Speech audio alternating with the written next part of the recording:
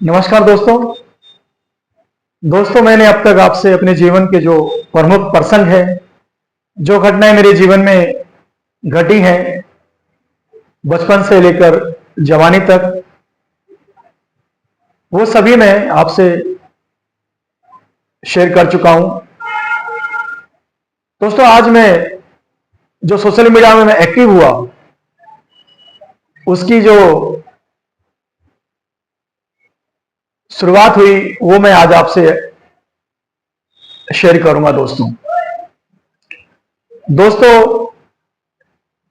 2015 में मैं बांद्रा से यहां विरार आ जाता हूं। मैं परिवार सहित यहां घर लेता हूं, एक दुकान किराए से लेता हूं और मैं तो दुकान पे अच्छे से मैं काम कर रहा था, काम करने लगता हूं। एक कारीगर मेरा काम करता है वहां पे साथ में, और मैं काम करता हूं अच्छे से मन लगा के। लगातार 5-6 महीने मैं काम करता हूं, एक भी छुट्टी मैं नहीं लेता हूं। उस समय एक भी दिन रेस्ट नहीं करता हूं, कंटिन्यू में काम करता हूं दुकान में। और अच्छे मेरी यहाँ धीरे धीरे यहाँ भी दुकान चलने लगती है अच्छे से मेरी। एक दिन क्या होता है दोस्तों, मैं दुकान से आता हूं, घर पे भोजन करता हूं। भोजन करने के बाद टीवी ऑन करता हूं और टीवी में जो अपना राज्यसभा चैनल है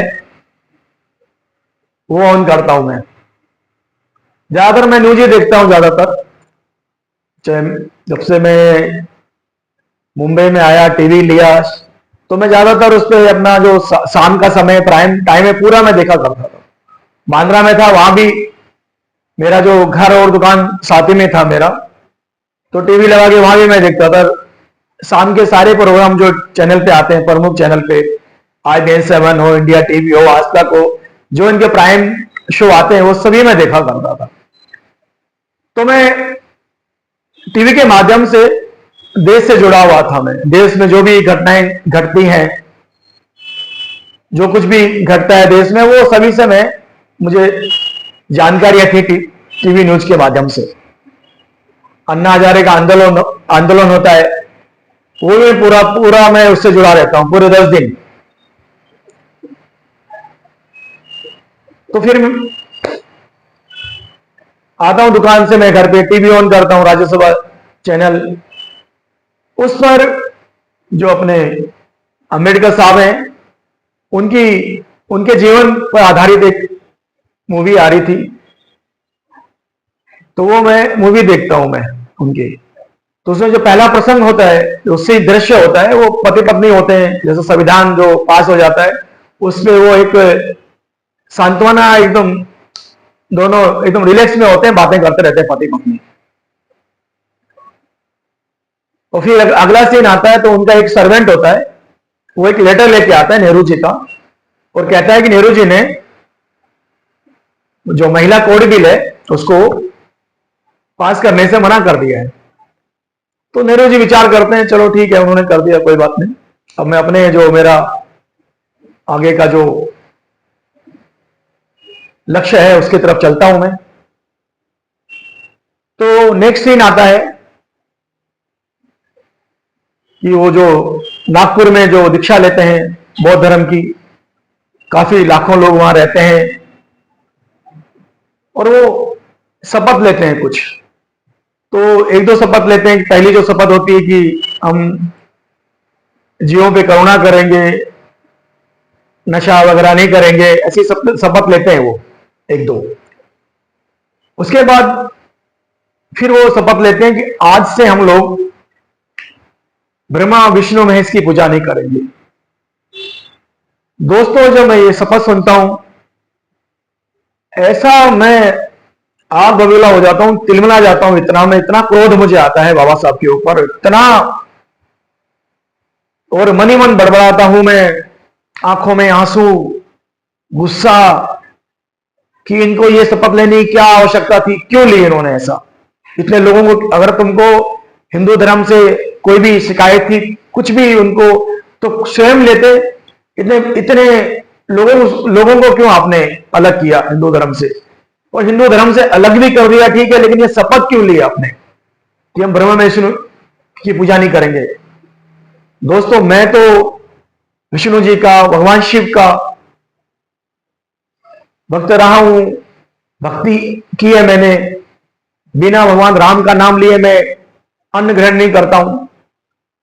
तो इतना मैं वो जब सुनता हूं तो मुझे बहुत क्रोध होता है, क्रोध आता है उनके ऊपर। वो मेरा जो टीवी होता है वो फूटते फूटते बचता है। कैसे ही मैं कंट्रोल करता हूं अपने आप को। और मैं उस दिन ये ठान लेता हूं मैं कि मैं इनके खिलाफ मुझे लिखना है, यानी जो उन्होंने धर्म परिवर्तन किया है उसके अगेंस्ट मुझे लिखना है। मुझे अपने विचार लिखने हैं सोशल मीडिया में। और मैं एकदम ढूंढने लगता हूं कि उससे पहले केवल मुझे सोशल मीडिया की केवल जानकारी थी कि सोशल मीडिया है, ट्विटर है, फेसबुक है, व्हाट्सएप है, ओनली जानकारी थी दोस्तों मुझे। लेकिन मैंने उसमें एंट्री नहीं की थी तब तक, 2015 तक, जब तक ये मूवी मैंने बाबा साहब की नहीं देखी तब तक मैंने सोशल मीडिया में एंट्री नहीं की थी। एक तो दोस्त मेरा उससे पहले पूछता है व्हाट्सएप जानते हो क्या? तो मैं बोला जानता हूं, लेकिन मैंने ओपन नहीं किया है, ऐसी परिस्थिति थी। लेकिन ये मैं जब मूवी देखता हूं मैं एकदम से तिलमिला जाता हूं मैं कि इनके खिलाफ मुझे लिखना है। फिर एक दोस्त के माध्यम से ट्विटर जो अकाउंट है वो मैं ओपन करता हूं, व्हाट्सएप अकाउंट ओपन करता हूं, उसके बाद फेसबुक, ये तीनों में ओपन कर लेता हूं। और जो मेरे मन में विचार होते हैं प्रयास करता हूं मैं। ट्विटर पे भी मेरी इतनी मित्रता हो जाती है लोगों, जो मैं लिखता हूं हिंदू धर्म के पक्ष में, सनातन धर्म के पक्ष में जो बातें लिखता हूं मैं लिखता रहता हूं, और काफी मेरे वहां दोस्त जुड़ जाते हैं मुझसे।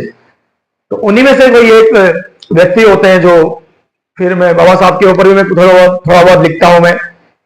ऐसे कोई आप शब्द नहीं लिखता हूं, लेकिन जो उन्होंने, जो उनके अनुयायी बड़ी बड़ी बातें करते हैं वो उनके आदर्श में, कि मैं जैसे बाबा साहब मतलब एकदम करते हैं, ठीक है, बाबा साहब ने किया, उन्होंने एक दलित समाज के लिए किया, लेकिन एक भगवान की तरह उनको प्रस्तुत करते हैं, तो ये मुझे उस समय स्वीकार्य नहीं है और आज भी नहीं है, क्योंकि भगवान से बढ़कर कोई भी नहीं हो सकता। उनको भी भेजा तो भगवान ने ही भेजा, उन्होंने भी जो कुछ किया है भगवान की मर्जी से, भगवान की सहायता से, मदद से किया। कुछ भी नहीं कर सकता व्यक्ति अपनी इच्छा से। मैं जो भी कर रहा हूं आज, जो भी मैं करता हूं, इसमें मेरा कोई नहीं है, मेरे अंदर प्राण है वो भी भगवान की देन है। आज मैं हूं तो भगवान की देन है, मैं, मेरा अस्तित्व है। तो बाबा साहब भगवान से बढ़िया नहीं है, ठीक है, उनका आदर सम्मान होना चाहिए और सबका होना चाहिए, कि बाबा साहब का ही नहीं होना चाहिए। ये पुरातन काल से चला आ रहा है, संघर्ष सभी ने किया है समाज के लिए। संघर्ष संत रविदास जी ने, कबीरदास जी ने, गरीबदास जी ने, नानक जी ने, अनेकों संत महात्माओं ने संघर्ष किया है। महाराणा प्रताप हो, गुरु गोविंद साहब जी हो, शिवाजी महाराज हो, सभी ने संघर्ष किया है समाज के लिए। तो सभी का आदर होना चाहिए, सिर्फ एक व्यक्ति का नहीं आदर होना चाहिए। एक व्यक्ति कुछ नहीं कर सकता। उसके पहले, उनके पहले जो आरक्षण भी जो दिला है, इसकी शुरुआत कहां से होती है? संभाजी महाराज जी से इसकी शुरुआत होती है। सबसे पहले उन्होंने अपनी रियासत में आरक्षण दिया था, तो उनसे प्रेरणा ली बाबा साहब ने, या ज्योतिराव जो फुले हैं उनसे प्रेरणा ली। बस बाबा साहब का जो गाना गाते हैं, ठीक है, उन्होंने किया, संघर्ष किया उन्होंने, लेकिन जो औरों ने किया है उनका भी तो आप रखिए। और सबसे बड़ा भगवान, भगवान की मर्जी के बिना कुछ हो सकता है? हमें ये जो हवा मिल रही है, पानी मिल रहा है, सूर्य भगवान हमें जो अग्नि दे रहे हैं, अपने अग्नि हमने शरीर में, ये इनको बनाने वाला कौन है? हमने बनाया है, मनुष्य ने बनाया है, बाबा साहब ने दी है। ये पृथ्वी बाबा साहब ने बनाई है। जो हम हवा ले रहे हैं, धरती से अन्न ले रहे हैं, ये बाबा साहब ने हमें दिया है। तो जो जिसने बनाया है परमात्मा ने, उस परमात्मा का तो गुण गाओ। तो ये मुझे सोशल मीडिया में मैं इसी प्रकार में लिखता था, बोलता था। तो वहां एक भाई साहब हैं जो कस्टम ऑफिसर हैं, उन्होंने मुझे थोड़ा समझाया बाबा साहब के प्रति, बोला आप जो गुस्सा करते हैं वो ठीक नहीं है, अपने गुस्से को जरा शांत कीजिए, मन को जरा, ऐसा नहीं है, आप पढ़िए उनको। तो फिर मैंने थोड़ा उनको पढ़ा, बाबा साहब को, उनकी पत्नी जो रमा बाई है उनको मैं जब मैं पढ़ा तो थोड़ा मेरा जो बाबा साहब के प्रति जो गुस्सा था वो थोड़ा शांत हुआ। और उस समय यहाँ महाराष्ट्र में जो मराठा आरक्षण है उसके समर्थन में या उसके आंदोलन चल रहा था, तो फिर मेरे मन में विचार आते हैं कि चंद्रभान क्या तू ये कर रहा है, जाने दे, तू कुछ बाबा साहब के प्रति कुछ लिखेगा कुछ भी तो समाज में और द्वेष बढ़ेगा। ऑलरेडी वैसे ही इतना द्वेष है समाज में, इससे और बढ़ेगा। लेकिन दोस्तों मैंने लिखना बंद नहीं किया, क्योंकि मैं जो अपना अकबरुद्दीन ओवैसी है, असदुद्दीन ओवैसी का भाई, उसकी भी जो स्पीच थी वो अपने बोलता है वो अपने मंच से कि हिंदुओं 5 मिनट के लिए पुलिस हटा दो फिर दिखाते हैं तुमको हम, होता मतलब एकदम देता है, चेतावनी देता है हिंदुओं को और दलितों को और मुस्लिम को एक होने का वो आह्वान करता है। तो दोस्तों मुझे लगा कि मुझे एक्टिव रहना चाहिए सोशल मीडिया में, तो मैं तब से एक्टिव हूं। और फिर जो आंदोलन था उसकी वजह से भी सोचता हूं कि ज्यादा अच्छा नहीं है ज्यादा कुछ भी बोलना लिखना, समाज में वैसे भी एक वैमनस्यता है, नफरत का माहौल है चारों तरफ, उसमें क्यों और ऐसे तू कुछ भी लिख कर और बढ़ेगा, ये गम नहीं होगा। तो मेरा उद्देश्य वो नहीं है कि समाज में आग फैलाओ या नफरत फैलाओ, तो ऐसा तो मैंने विचार किया कि नहीं चंदर ये थोड़ा रुक जाने दें। तो मैं थोड़ा रुक गया वहां पे, फिर दोबारा नॉर्मल हो गया अपना काम धंधा, दोबारा से मैं दुकान पे काम करने लगा। तो एक दिन जैसे, अब मैं अपने आप को भगवान गौतम बुद्ध तो नहीं मानता हूं, छोटा सा उनके जो एक अंश पर मानता हूं अपने आप को, उनके बराबर तो कोई हो नहीं सकता संसार में कोई भी।